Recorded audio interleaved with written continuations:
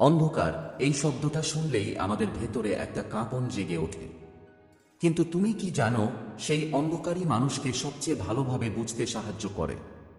এই পৃথিবীতে প্রতিটি সম্পর্ক, প্রতিটি কথাবার্তা, এমনকি তোমার নিজের সিদ্ধান্তের পেছনেও আছে মানসিক প্রভাবের এক অদ্ভুত খেলা। যে খেলা তুমি বুঝে উঠতে পারলে তুমি অন্যদের নিয়ন্ত্রণ করতে পারবে, আর যদি না পারো তবে তারাই তোমাকে নিয়ন্ত্রণ করবে। আজ আমরা ঢুকব সেই রহস্যময় জগতে, dark psychology, secrets and manipulation. লেখক এমি ব্রাউন আমাদের শেখান কিভাবে মানুষ অজান্তেই প্রভাবিত হয়, কিভাবে মনের গভীরে ঢুকে একজন অন্যজনের চিন্তা, সিদ্ধান্ত, এমনকি অনুভূতিও পাল্টে দিতে পারে। তুমি কি প্রস্তুত? চলো তবে শুরু করি। অন্ধকার মনোবিজ্ঞান এর সেই নিষিদ্ধ দরজার ওপাশের যাত্রা। আমাদের চ্যানেল আদি বুক সাফ যদি ভালো লাগে সাবস্ক্রাইব করো আর নিজের মনকে চিনতে শুরু করো একদম নতুনভাবে। অধ্যায় 1, মানুষের মনের অন্ধকার দিক। মানুষ বলে আমি আমার মতোই আছি, কিন্তু বাস্তবে আমাদের অধিকাংশ সিদ্ধান্ত আসে অচেতন চ্যানেল থেকে। আমাদের মস্তিষ্ক প্রতিদিন অসংখ্য সংকেত পায়, একটি চাহনি, একটি শব্দ, এক ধরনের আচরণ যা আমরা বুঝি না, কিন্তু তা আমাদের চিন্তা, অনুভূতি ও সিদ্ধান্তকে প্রভাবিত করে। মানুষের মনের একটি গভীর দিক আছে যাকে বলা হয় ডার্ক সাইকোলজি। এটি হলো সেই অদৃশ্য শক্তি যা ব্যবহার করা হয় অন্যকে প্রভাবিত করা, তাদের আবেগ নিয়ন্ত্রণ করা এবং কখনো কখনো তাদের প্রতারণার জন্য। আমরা ভাবি আমরা যুক্তিসঙ্গত, কিন্তু বাস্তবে আবেগই আমাদের সবচেয়ে সহজ প্রবেশদ্বার। কেউ যদি আমাদের আবেগকে টিপে ধরতে পারে, ভালো লাগা, ভয়, লোভ, প্রশংসা, তাহলে সে আমাদের চিন্তাভাবনাকেও ঘুরিয়ে দিতে পারে। তাই প্রভাবশালীরা প্রথমে অনুভূতি তৈরি করে, পরে যুক্তি সাজায় যেন তা স্বাভাবিক লাগে। মানুষ তার পরিচিতি ও আত্মপরিচয়ের মাধ্যমে প্রতিরোধ গড়ে তোলে, কিন্তু যারা জানে কিভাবে সেই পরিচয়কে প্রশ্ন করা যায়, তারা সহজেই কাউকে প্রভাবিত করতে পারে। উদাহরণস্বরূপ, কেউ যদি ধীরে ধীরে তোমার আত্মবিশ্বাসে আঘাত করে এবং তোমার নিজের সিদ্ধান্তে সন্দেহ তৈরি করে, তখন তুমি ধীরে ধীরে তার কথায় সায় দিতে শুরু করবে। ডার্ক সাইকোলজিতে ছোট ছোট প্ররোচনাগুলোরও বিশাল প্রভাব থাকে। একটি চাহনি, একটি হালকা ভঙ্গি বা কথার সূক্ষ্ম টোন, সব মিলিয়ে মানুষকে প্রভাবিত করে।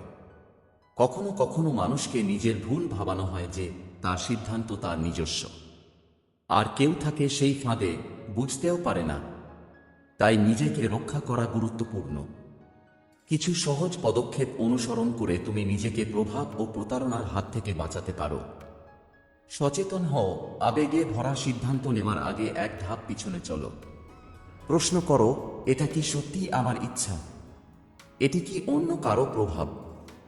সংকেত চেনো, অতিরিক্ত প্রশংসা, বারবার অপর্যাপ্ততা দেখানো, দ্রুত সিদ্ধান্ত চাপানো, এসব হুমকির সংকেত।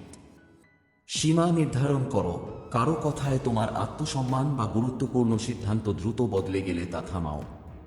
অন্ধকার মনোবিজ্ঞান শেখায় মানুষকে প্রভাবিত করা সহজ, কারণ আমাদের মনের অনেক অংশ আমরা বুঝি না। তবে যে ব্যক্তি নিজেকে জানে সে সহজে ফাঁদে পড়ে না। জ্ঞানই হলো আসল সুরক্ষা। একবার তুমি এই কৌশলগুলো বুঝলে, তুমি নিজের মনকে আরও শক্তিশালী ও সচেতন করতে পারবে। অধ্যায় 2, ম্যানিপুলেশনের কৌশল ও সরঞ্জাম। প্রভাব বা প্রলোভন তৈরি করা কোনো জাদু নয়, এটি নানা কৌশলের সমষ্টি, সাধারণত মানুষের স্বাভাবিক চিন্তা প্রক্রিয়া ও অনুভূতিকে কাজে লাগিয়ে করা হয়। এই অধ্যায়ে আমরা সেই প্রধান কৌশলগুলো দেখব, এগুলো কিভাবে কাজ করে এবং প্রতিরোধের উপায় কি। 1. রেসিপ্রসিটি, প্রতিদান নিয়ম। মানুষ প্রাতিষ্ঠানিকভাবে ফলদায়িত্ব বোধ করে যে কেউ তোমাকে কিছু দিলে তুমি তাকে কিছু দিয়ে ফিরাতে চাও। প্রভাবশালীরা প্রথমে ছোট উপকার করে তারপর বড় অনুরোধ জানায়, তুমি অনিচ্ছাকৃতভাবে সায় দাও কারণ তোমাদের ঋণ আছে মনের বলে। উদাহরণ, অফিসে কেউ তোমাকে চা আনিয়ে দিলে পরে সে তোমাকে নিজের অনুপযুক্ত অনুরোধে সম্মত করাতে পারে। প্রতিরোধ, বিনিময়ের অনুভূতিটা সচেতনভাবে চিনো, প্রতিদানের চাপে নিজ সিদ্ধান্ত বদলিও না। 2. স্কারসিটি, অপ্রাপ্যতার অনুভব।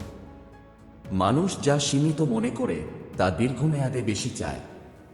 শুধুই আজ স্টক শেষ এর মতো বাক্য ব্যবহার করে দরকারের চেয়ে বেশি দ্রুত সিদ্ধান্ত নিতে বাধ্য করা হয়। উদাহরণ, কিছু পণ্য বা সুযোগ মাত্র কয়েকটি ব্যাগ বাকি বলে বিক্রি করা। প্রতিরোধ, সময় নাও, বিকল্পগুলো যাচাই করো, হুট করে কেনাকাটা করা থেকে বিরত থাকো। 3 অ্যাফোয়ারি, ক্ষমতার ভাষা। যখন কেউ নিজেদের অভিজ্ঞতা, শংসাপত্র বা উচ্চপদ দিয়ে বলবে, মানুষ স্বাভাবিকভাবে বিশ্বাস করে।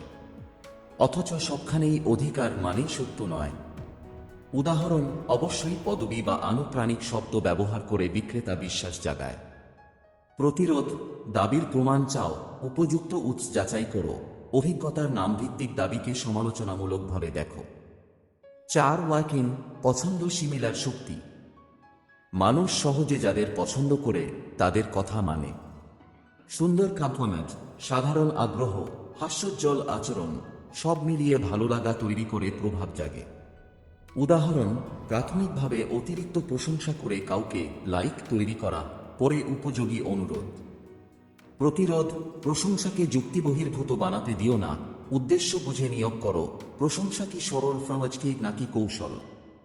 5 সোশ্যাল প্রুফ, সামাজিক প্রমাণ। অনেকেই এটা করছে, শুনলে আমরা অনায়াসে অনুসরণ করি, বিশেষত অনিশ্চিত পরিস্থিতিতে। মানুষ গৃহীত আচরণকে নিরাপদ মনে করে। উদাহরণ, রিভিউ, লাইকের সংখ্যা, জনগণের কাজে অংশগ্রহণ দেখিয়ে সিদ্ধান্তকে ঠিকঠাক মনে করানো। প্রতিরোধ, সংখ্যার পেছনে প্রসঙ্গ দেখো, সব রিভিউ সত্যি নয়, নিজ মূল্যায়ন করো। 6 ফ্রেমিং এ জয়েন, ফ্রেমিং ও অ্যাঙ্করিং। প্রশ্ন বা তথ্য কোনো প্রেক্ষাপটে উপস্থাপন করা হয়েছে, তা আমাদের সিদ্ধান্তকে বাড়িয়ে বা ছোট করে। প্রথম উদাহরণ, অ্যাঙ্কর, পরে আসা তথ্যকে প্রভাবিত করে।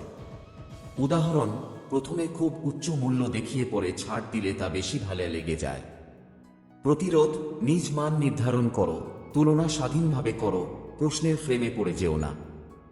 7 foot in the door, door in the face. Foot in the door, প্রথমে ছোট অনুরোধ, পরে বড় অনুরোধ, মানব মনে সখ্য ভাব বৃদ্ধি। ডোর ইন দ্য ফেস, প্রথমে বড় অনুরোধ, প্রত্যাখ্যান হলে ছোট অনুরোধ গ্রহণযোগ্য মনে করা। প্রতিরোধ, যে কোনো অনুরোধ আলাদা করে মূল্যায়ন করো, আগের অনুরোধকে কাছে না নিয়ে সিদ্ধান্ত নাও। 8 গ্যাসলাইটিং, মনের বিভ্রান্তি। অত্যন্ত ক্ষতিকর কৌশল, কারো বাস্তব অনুভূতি, স্মৃতি বা উপলব্ধিকে নিয়ন্ত্রিতভাবে নাকচ করা। লক্ষ্য স্থায়ীভাবে নিজের উপর সন্দেহ জাগানো এবং আস্থা ভেঙে ফেলা। উদাহরণ, কেউ বারবার বলে, তুমি ভুল মনে করো, এটা কখনো হয়নি, তুমি নিজেকে অবিশ্বস্ত ভাবতে শুরু করলে। প্রতিরোধ, নথি রাখো, প্রত্যক্ষ তথ্য সংরক্ষণ করো, বাইরে থেকে অন্য কারো মতামত নাও, নিজের অনুভূতি মূল্যায়ন করো। 9 ওয়ার্ক বন্ডিং ও গ্রুমিং, আবেগ ও কৌশল। প্রেম বা বন্ধুত্বের নামে অতিরিক্ত প্রশংসা ও মনোযোগ দিয়ে কাউকে দ্রুত আবদ্ধ করা, পরে নিয়ন্ত্রণের চাপে আনা। প্রতিরোধ, সম্পর্কের গতি মনোযোগ দিয়েই বিচার করো, সীমা বজায় রাখো, পরিচিতদের কাছে শেয়ার করো। 10 কগনিটিভ বেসিস, সাংসারিক পক্ষপাত। প্রভাবশালীরা মানুষের প্রাকৃতিক বায়াসগুলো কাজে লাগায়, confirmation bias, availability bias, halo effect, ওয়াস অ্যাভারশন ইত্যাদি। এগুলো সম্পর্কে জানা থাকলে সহজে ফাঁদে পড়বে না। উদাহরণ, আগে থেকেই বিশ্বাস করে নেওয়া, এরপরে সব তথ্য সেটা সমর্থন করলে মস্তিষ্ক তা গ্রহণ করে। প্রতিরোধ, বিপরীত প্রমাণ খুঁজে দেখো, নিজের বিশ্বাসকে পরীক্ষায় দাও, বৈচিত্র্যপূর্ণ উৎস পড়ো। বাস্তব জীবন উদাহরণ, সংক্ষিপ্ত ঘটনার মতো। রফিকের একটি ঘটনা ধরো। এক সহকর্মী প্রথম সপ্তাহে রফিককে নিয়মিত প্রশংসা করত, সমস্যা শুনে সমর্থন দেখাত, সারাদিন মধুর কথা বলত। ধীরে ধীরে সে রফিককে অফিসের কাজ বাড়াতে লাগলো। তুমি জানোই তো, তুমি ছাড়া আমি পারবো না বলা হলো। রফিক বলার আগেই নিজের ভুল ভালো সিদ্ধান্তে 1.5 গুণ কাজ নেয়।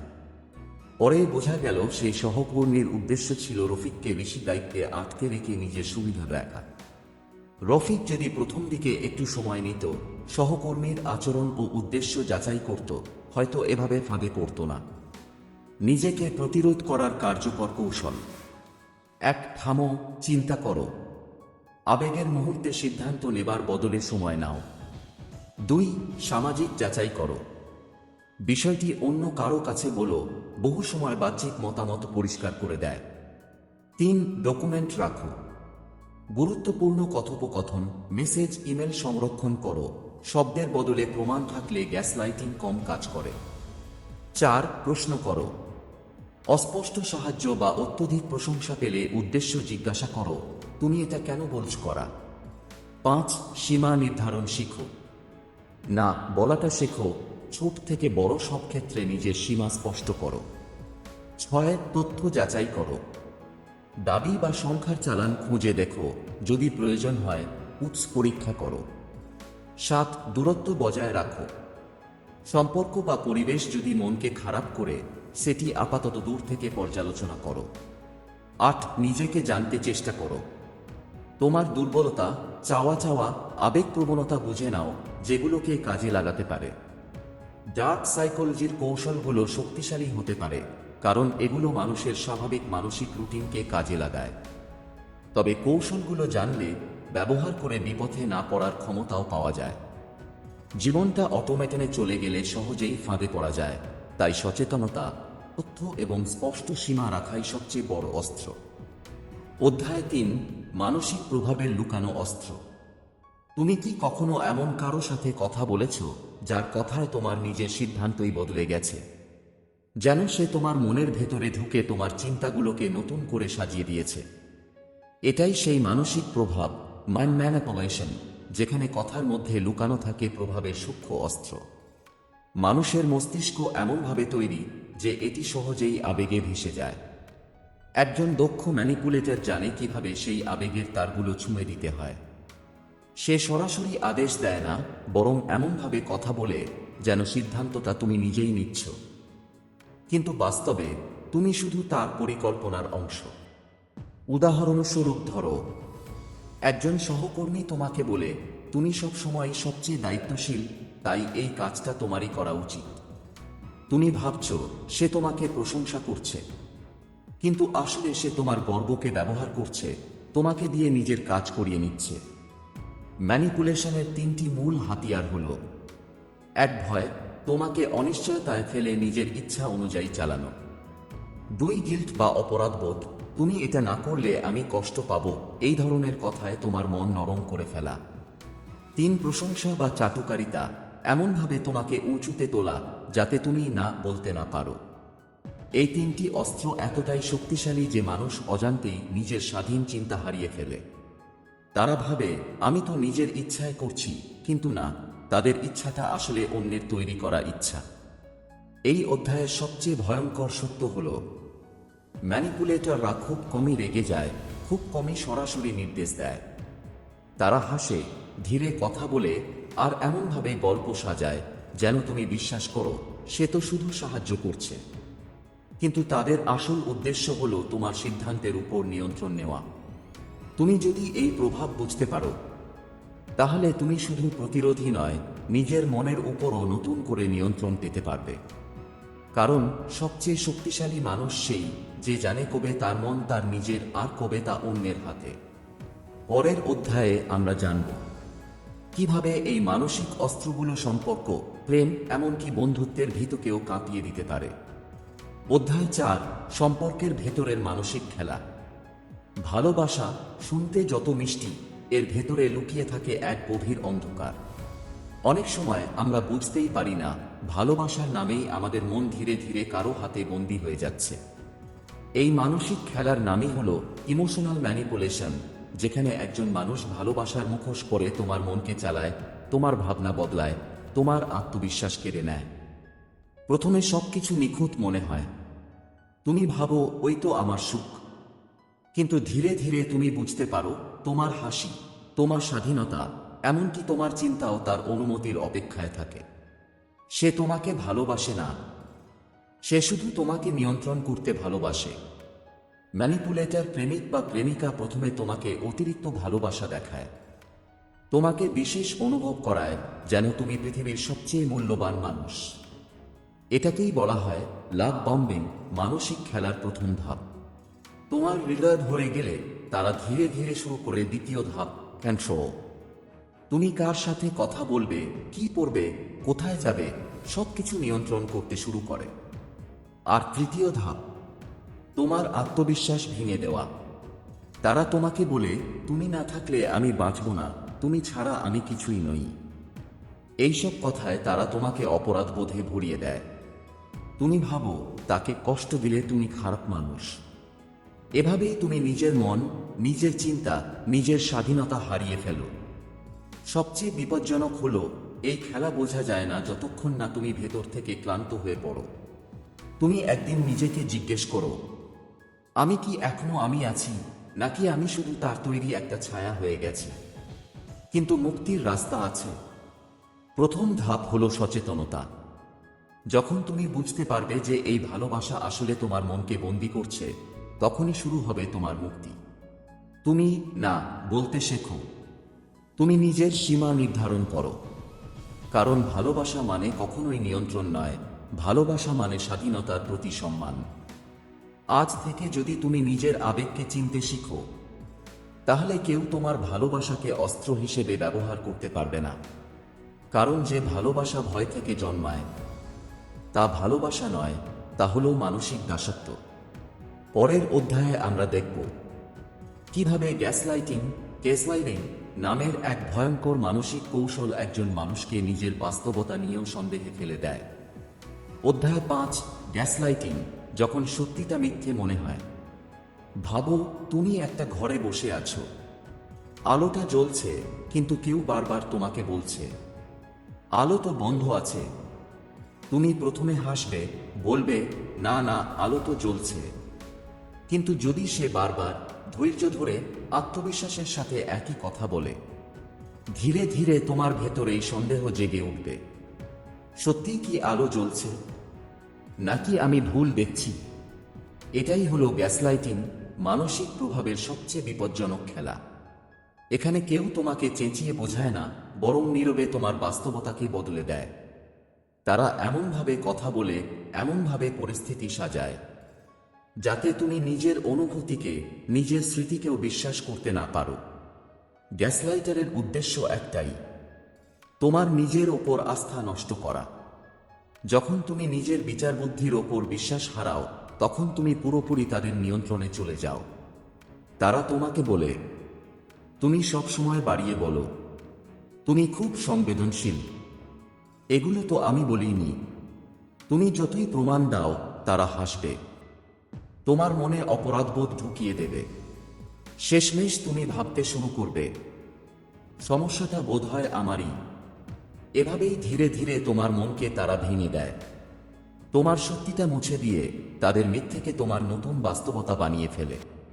একদিন তুমি এমন এক জায়গায় পৌঁছাও, যেখানে তোমার নিজের চিন্তাকেও তুমি ভয় পাও। তুমি না বলতে ভুলে যাও, নিজের জন্য লড়তে ভুলে যাও। তুমি বিশ্বাস করো তুমি দুর্বল, তুমি বোকা, তুমি ভুল।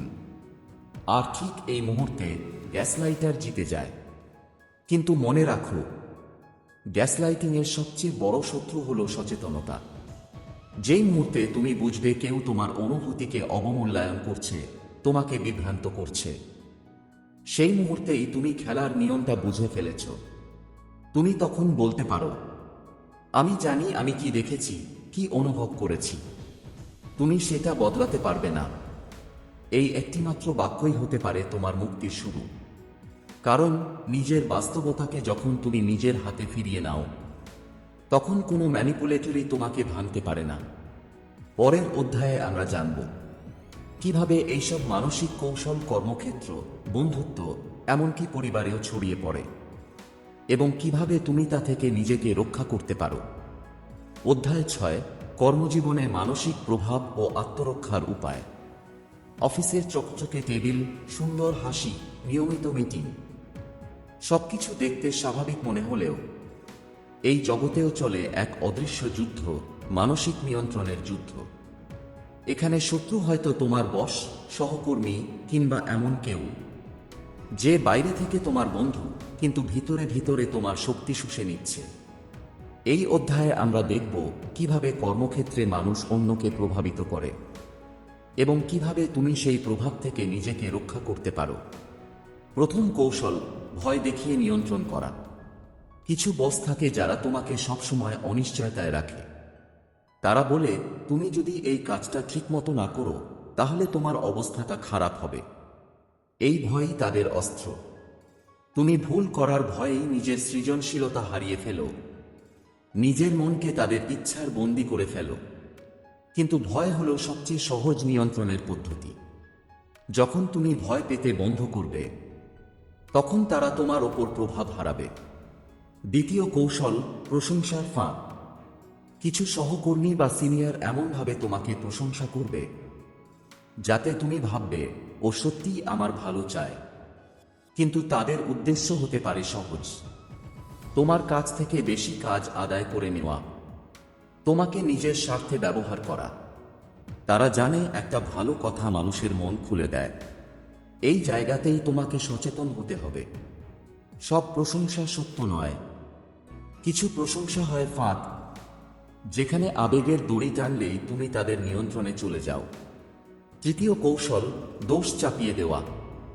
এই কৌশল সবচেয়ে পুরনো। কেউ ভুল করলেও বলবে, তুমি ঠিকভাবে করোনি। তুমি নিজের ওপর সন্দেহ করতে শুরু করবে।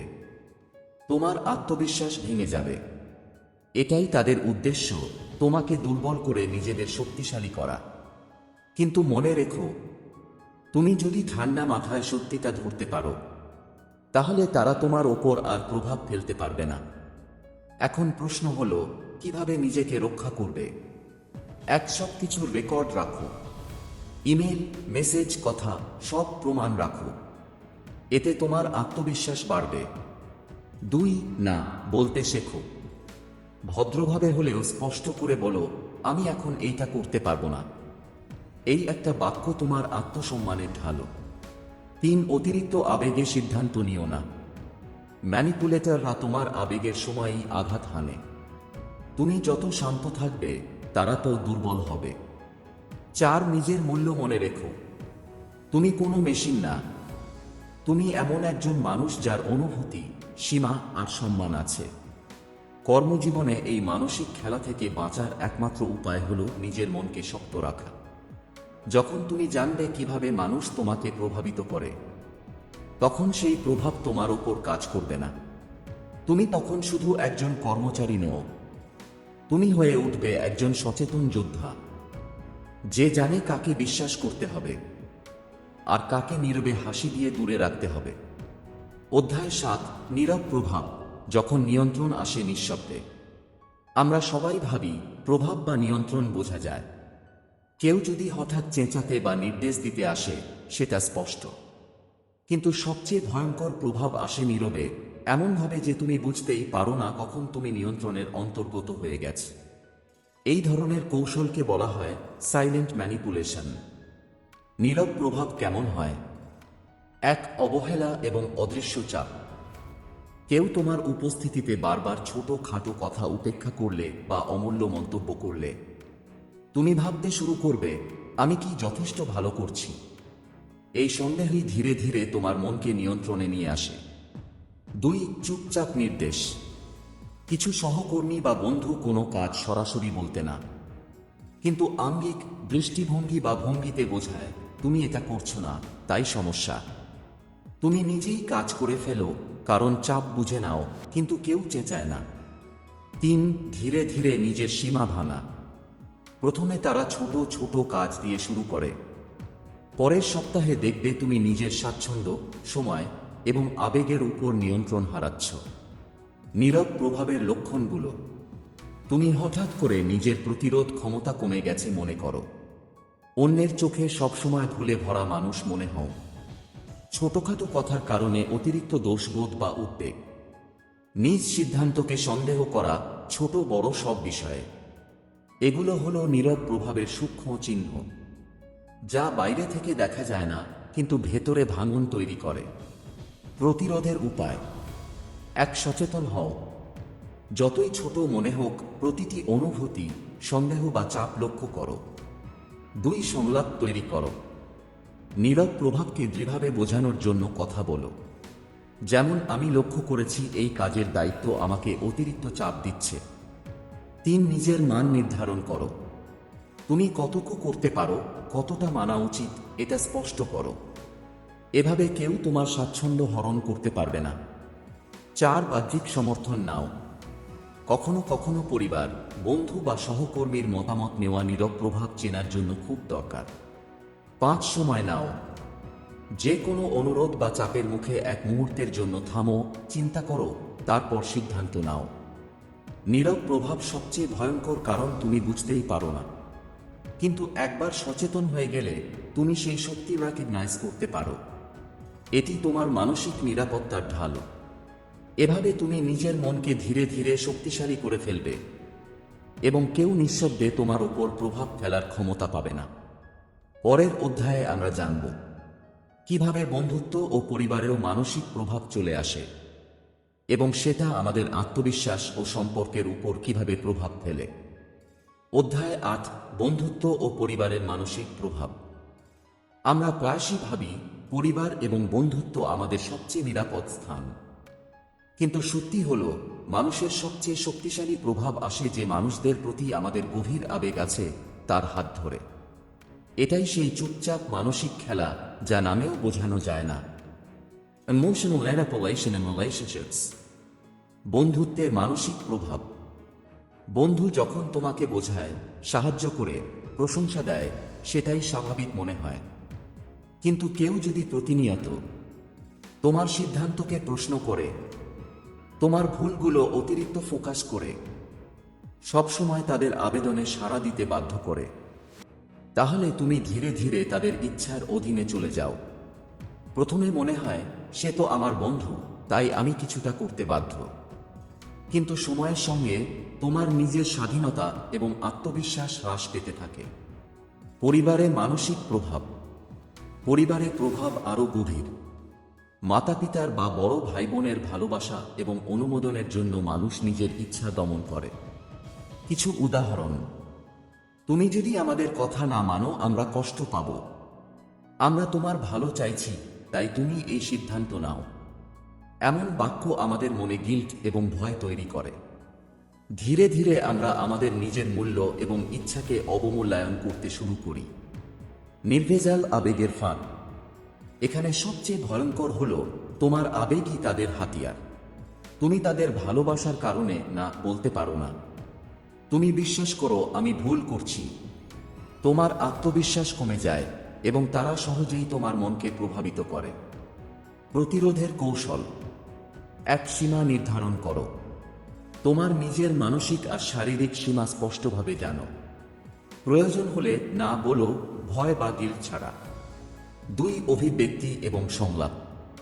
পরিবার বা বন্ধুর সঙ্গে খোলামেলা আলোচনা করো। যেমন, আমি এই সিদ্ধান্তে স্বাচ্ছন্দ্য বোধ করছি না, আমারও মতো আছে। 3, তুলনা বা চাপ থেকে বিরত থাকো। যদি কেউ অতিরিক্ত উদাহরণ বা চাপ দেখায়, সেটাকে চিনে নাও এবং দূরত্ব বজায় রাখো। 4, নিজেকে মূল্যায়ন করো। তুমি কি সত্যিই তোমার জন্য সিদ্ধান্ত নিচ্ছ নাকি অন্যের ইচ্ছার প্রতিফলন? এই প্রশ্ন বারবার নিজেকে করো। 5, সাহায্য গ্রহণ করো। বন্ধু, কাউন্সেলর বা আস্থা রাখার মতো কারো সঙ্গে অভিজ্ঞতা শেয়ার করো। অনেক সময় বাইরের দৃষ্টিভঙ্গি সবচেয়ে পরিষ্কার হয়। বন্ধুত্ব এবং পরিবার মানেই স্বাধীনতা হারানো নয়। যদি তুমি সচেতন হও, নিজের সীমা জানো এবং নিজের অনুভূতিকে গুরুত্ব দাও, তাহলে কেউ তোমার আবেগকে অস্ত্র হিসেবে ব্যবহার করতে পারবে না। পরের অধ্যায়ে আমরা জানব প্রলোভন ও লোভের মাধ্যমে মানসিক প্রভাব। কিভাবে মানুষ আমাদের লোভ বা স্বার্থের মধ্যে ফেলে আমাদের আবেগের খেলা খেলতে পারে। অধ্যায় 9, প্রলোভন ও লোভের মানসিক খেলা। মানুষ সহজেই প্রলোভনের ফাঁদে পড়ে। ছোট ছোট আনন্দ, সুবিধা বা স্বার্থই আমাদের মনকে সহজে নিয়ন্ত্রণে ফেলে।